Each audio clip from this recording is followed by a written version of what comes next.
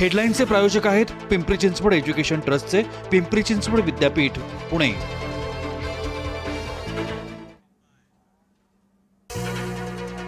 शरद पवार आणि राष्ट्रवादीमध्ये हालचालींना वेग। पार्थ पवार, प्रफुल्ल पटेलांनी घेतली शरद पवारांची भेट।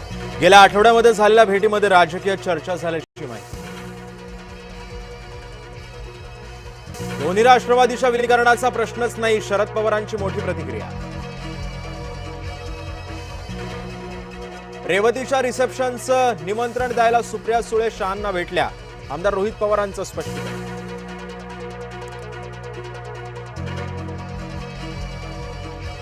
सीईटी निकालामध्ये घोळ झाल्याचा दावा। 12वी मध्ये कमी गुण, मात्र सीईटी मध्ये 99 पेक्षा जास्त टक्के। काँग्रेसचं भाजप नेत्यांकडे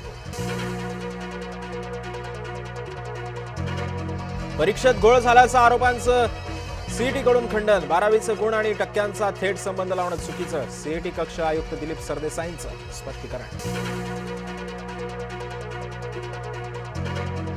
मोदींचा फेसबुकवरून व्हिडिओ हटवल्यासंदर्भात मेटानं मागितली माफी। व्हिडिओ चुकून काढल्याचं दिलं स्पष्टीकरण। मोदींनी जेन झी साठी फेसबुक व्हिडिओद्वारे दिला होता संदेश।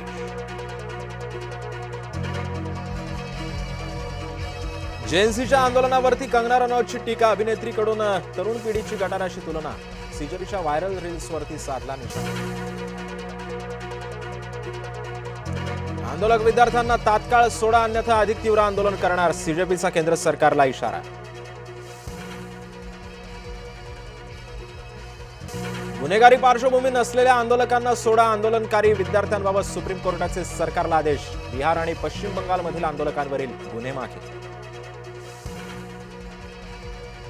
स्क्रीन टाइम वाढल्यानं जेनझी केमिकल लोचा। जेनझी भारताचे भविष्य, मात्र सध्या त्यांना कोणी काहीच म्हणू शकत नाही। विश्वास नांगरे पाटलांनी जेनझी बाबत केलेल्या वक्तव्याची चर्चा। एकनाथ शिंदेंनी बोलावली शिवसेनेच्या सर्व मंत्र्यांची बैठक। प्रत्येक मंत्र्याच्या विभागातील कामांचा सविस्तर आढावा घेणार। मंत्रिमंडळामध्ये फेरबदलाची चर्चा सुरू असतानाच बैठकीला महत्त्व। कोल्हापुरात माधुरी हत्येचा मुद्दा पुन्हा तापला। माधुरीच्या घर वापसीसाठी राजू शेट्टींचं उपोषण।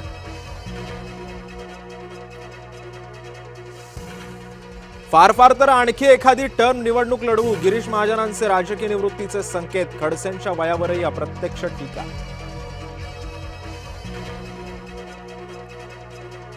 नाशिकमधील शालार्थ आयडी घोटाळा प्रकरणी शिक्षण संस्था चालक संजय गरुड पोलिसांच्या ताब्यात। गरुड यांनी 2024ला शरद पवार गटातून भाजपमध्ये केला होता प्रवेश।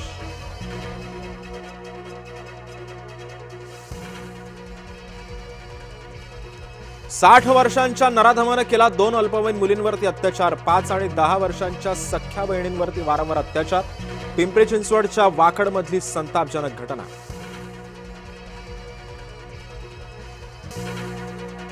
जपान भूकंपाच्या तीव्र धक्क्यानं हादरला।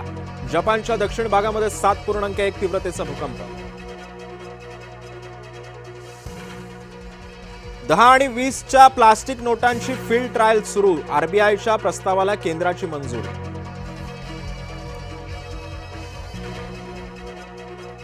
आंध्र प्रदेशातील साई भक्तांकडून 1 कोटींचा सुवर्ण मुकुट अर्पण, तर बडोद्यातील साई भक्तांकडून सोन्याचा ओम गुरुदक्षिणा म्हणून दान।